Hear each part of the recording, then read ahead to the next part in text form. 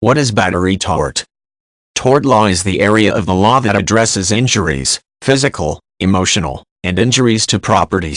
There are three basic types of torts recognized in most legal systems.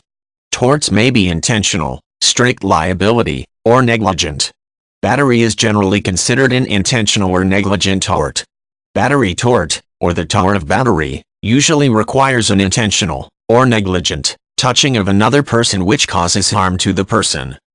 Battery may also be charged as a crime in many jurisdictions. When battery is charged as a crime, the defendant may face jail time as a result.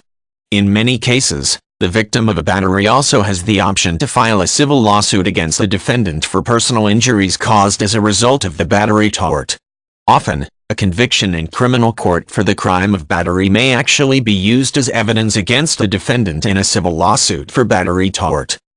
One significant difference between the criminal charge of battery and the civil tort of battery is that, in a civil lawsuit, the degree of force used to commit the battery is irrelevant. In a criminal case, there are frequently levels of battery depending on the force used or whether a weapon was involved. In a civil battery tort lawsuit, gently pushing someone is the same as hitting someone with a weapon. In most cases, the legal issue is whether the touching was intentional. However, in some jurisdictions, battery tort may be shown by showing a negligent touching. The other important difference between the crime of battery and battery tort is that, unlike in a criminal case where the defendant faces incarceration, in a civil lawsuit, the focus is on the damages suffered by the victim. As such, the victim will receive monetary compensation if he or she wins a civil tort lawsuit. The amount of the compensation will depend on a number of factors, including the severity of the touching, the actual physical injury suffered, as well as the emotional impact of the battery. A defendant faced with a lawsuit for battery tort may have a defense to the lawsuit.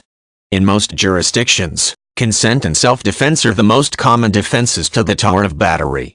Consent is used when the defendant claims that the touching was consensual, for example, in a sexual battery lawsuit. Self-defense is alleged in situations where the defendant claims he or she was threatened by the victim and had no other reasonable choice but to protect himself or herself by committing the battery.